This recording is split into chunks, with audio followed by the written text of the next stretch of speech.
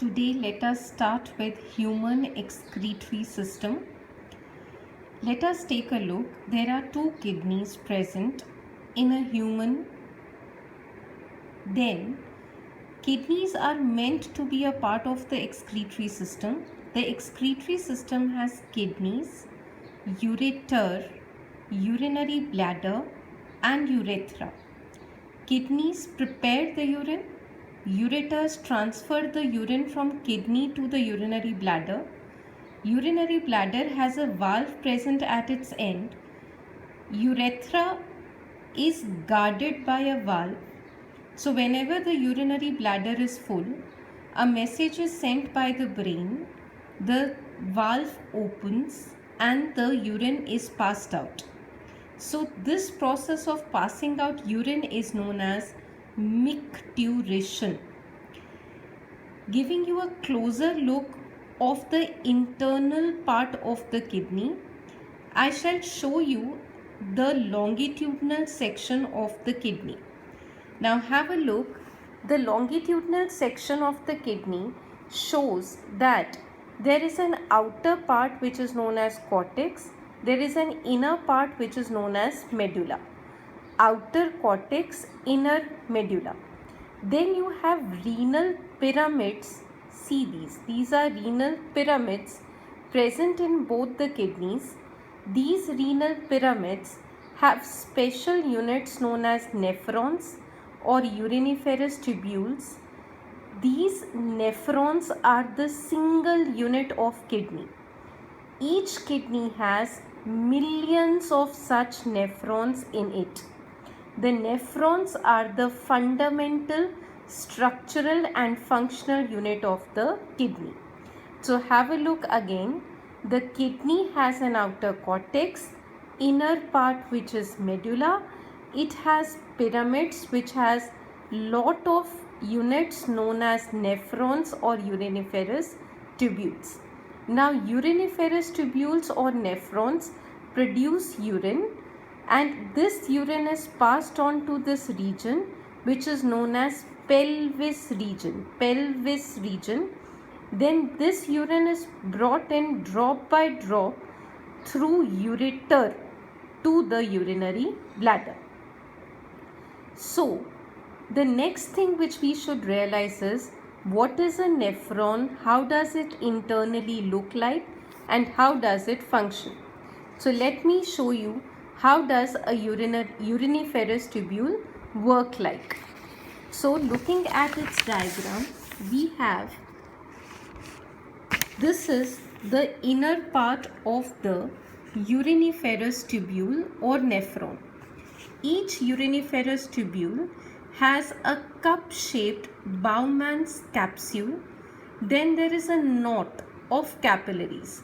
In Hindi, we call knot gant. There is a knot of capillaries, K-N-O-T, which is known as glomerulus. This is afferent arteriole. Now to bring to your notice the basic idea, renal artery has come from dorsal aorta from the left ventricle of the heart to give oxygen to the kidney. When it comes to the kidney, it has millions of nephrons to whom it should give oxygen. For a single renal artery, it is very difficult to give oxygen to all. So it divides into millions of arterioles known as afferent arterioles. Afferent arteriole is wide and it passes oxygenated blood to this knot of capillaries. Now the blood which is rich in oxygen but is actually impure, is full of impurities, enters this knot of capillaries known as glomerulus.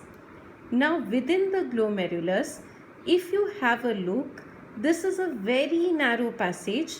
Now this passage is wide, the outgoing passage is very narrow, this passage is very narrow. So ultrafiltration takes place, due to which the blood tends to go to efferent arteriole and deposits all its solid waste into Bowman's capsule. So all the impurities are put into Bowman's capsule, and pure, almost pure blood, but deoxygenated blood, blood which is rich in carbon dioxide, enters the efferent arteriole.